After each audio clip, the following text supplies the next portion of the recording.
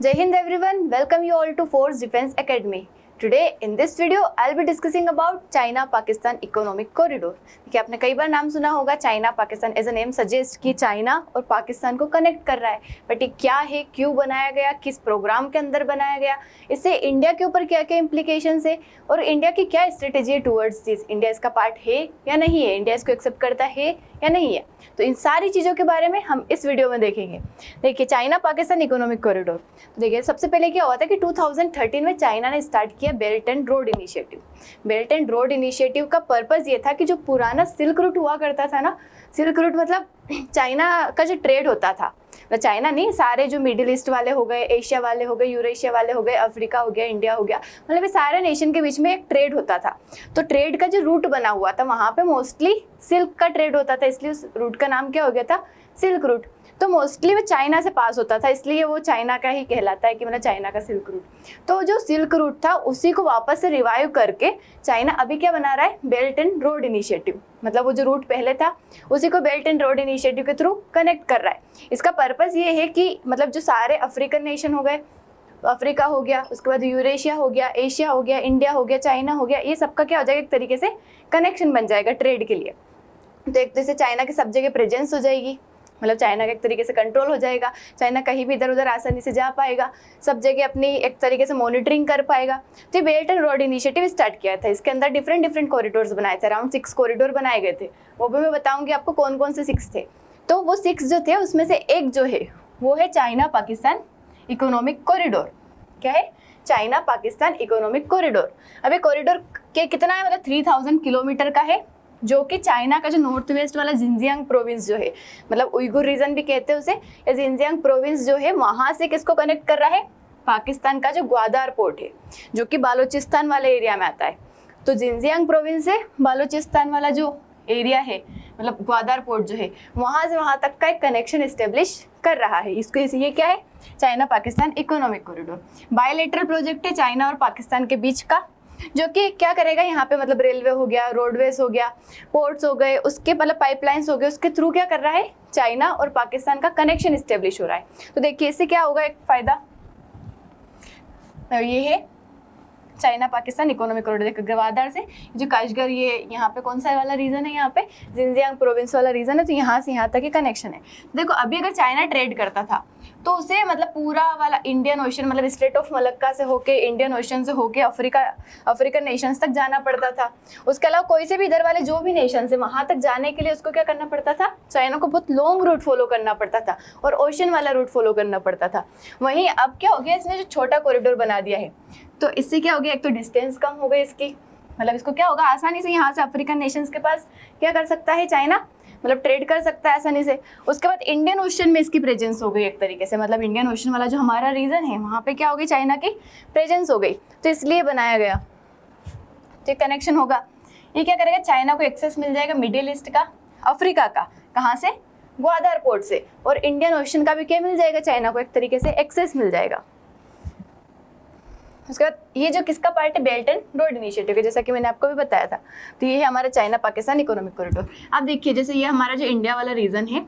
ये कौन सा रीजन है, हमारा पीओके वाला रीजन है। तो अब देखिए ये कहाँ से पास होके जा रहा है, पीओके वाले रीजन से पास होके जा रहा है। कहाँ से,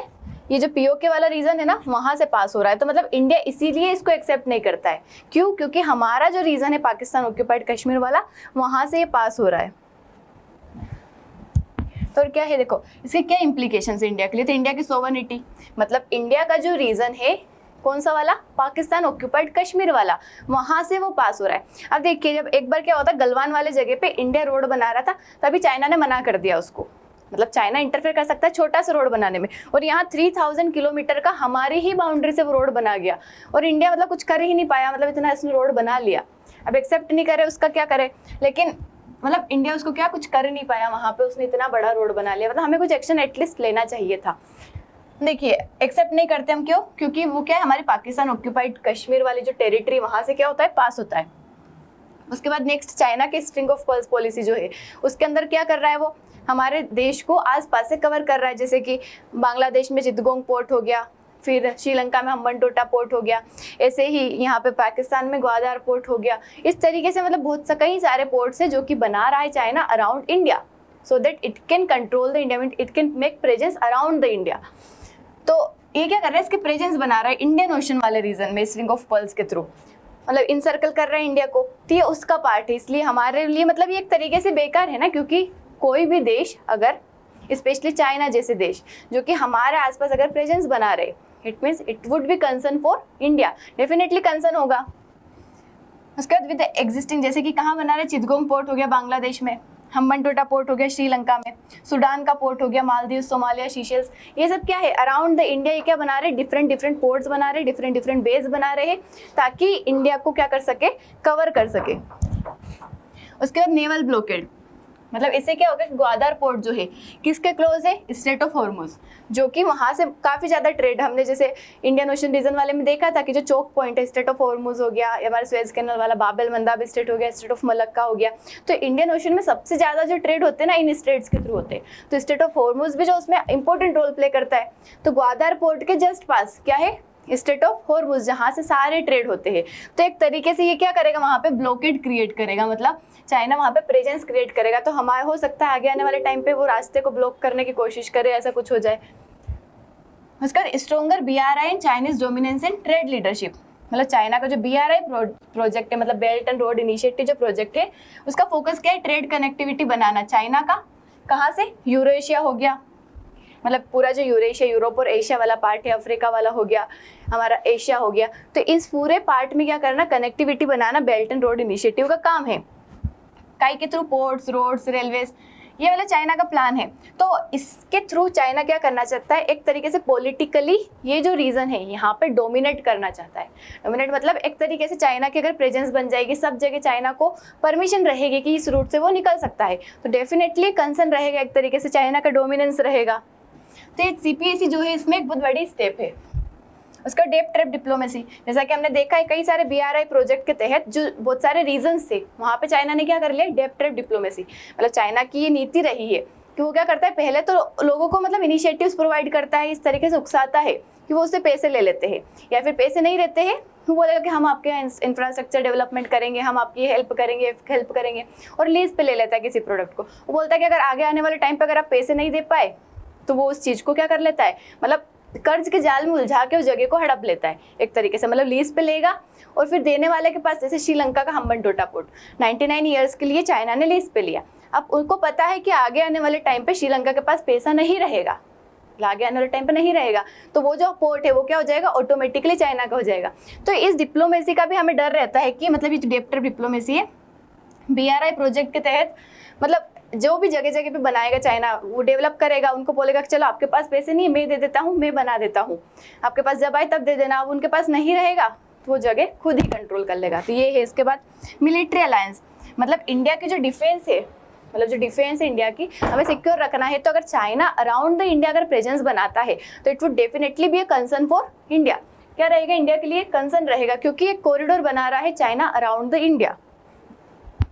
ठीक है। अब बेल्ट एंड रोड इनिशिएटिव की अगर हम बात करें तो $multi-billion प्रोजेक्ट है which was started in the year 2013 and इसका एम क्या था, to connect the Eurasia, Africa, India and Asia, मतलब सारे वाले जो रीजन है, साउथ ईस्ट एशिया हो गया, Central Asia, Gulf region, Africa, Europe, मतलब एक तरीके से लैंड या सी रूट के तहत, मतलब जो पुराना सिल्क रूट होता था ना, उस सिल्क रूट को ही एक तरीके से इसने एक अभी क्या नाम दे दिया, बेल्ट एंड रोड इनिशिएटिव या फिर one belt one road initiative. बड़ा infrastructure project in the world, मतलब ये क्या कर सकता है कि ताकि चाइना का ग्लोबली क्या हो सके, इन्फ्लुएंस बढ़ सके, इसलिए ये प्रोजेक्ट स्टार्ट किया गया है। इसमें 6 इकोनॉमिक कॉरिडोर डिफरेंट बनाए गए, जैसे कि न्यू यूरेशियन लैंड ब्रिज जो कि वेस्टर्न चाइना से वेस्टर्न रशिया को कनेक्ट करेगा, चाइना मंगोलिया रशिया कॉरिडोर जो कि नॉर्थ चाइना को रशिया से कनेक्ट करेगा मंगोलिया के थ्रू, उसका China central Asia west Asian corridor जो कि वेस्टर्न चाइना टू तुर्की कनेक्ट करेगा via central and west Asia, China Indo China peninsular corridor जो कि सदर्न चाइना को सिंगापुर से कनेक्ट करेगा इंडो चाइना के थ्रू, फिर चाइना पाकिस्तान कॉरिडोर, मतलब वही है चाइना पाकिस्तान इकोनॉमिक कॉरिडोर, फिर Bangladesh China India Myanmar corridor, मतलब ये सदर्न चाइना को कनेक्ट करेगा इंडिया से वाया बांग्लादेश एंड म्यांमार, मतलब ये 6 डिफरेंट कॉरिडोर से। देखो ये पुराना सिल्क रूट था ना, वही वाला रीजन है, बस इन्होंने क्या कर दिया अभी इसको बेल्ट एंड रोड इनिशिएटिव के थ्रू बना दिया। देखो ये न्यू यूरेशियन लैंड ब्रिज हो गया, चाइना मंगोलिया वाला हो गया, CPEC हो गया इधर, तो सारे क्या है, डिफरेंट BRI प्रोजेक्ट के तहत जो कॉरिडोर्स बनाए जा रहे हैं वो है। तो ये वाला सिल्क रूट वाला तो देखो वही दिखेगा आपको पहले ये, और ये मेरी टाइम सिल्क रूट, मतलब जो ओशन में जो सिल्क रूट था, मतलब जहाँ पे ट्रेड होता था। इस तरीके से चाइना क्या कर रहा है, मतलब पूरा जो रीजन है यूरेशिया, एशिया, अफ्रीका, इस सारे रीजन पे क्या कर रहा है, एक तरीके से अपनी प्रेजेंस इस्टेब्लिश कर रहा है ताकि ग्लोबली वो लोगों को क्या कर सके, मतलब नेशंस को इन्फ्लुएंस कर सके। अब CPEC को काउंटर करने के लिए इंडिया के क्या क्या मेजर्स है, मतलब इंडिया को डेफिनेटली रिक्वायरमेंट है कि वो मेजर्स ले, वरना चाइना अपनी प्रेजेंस इतनी ज़्यादा बढ़ा लेगा कि it would be difficult for India near future.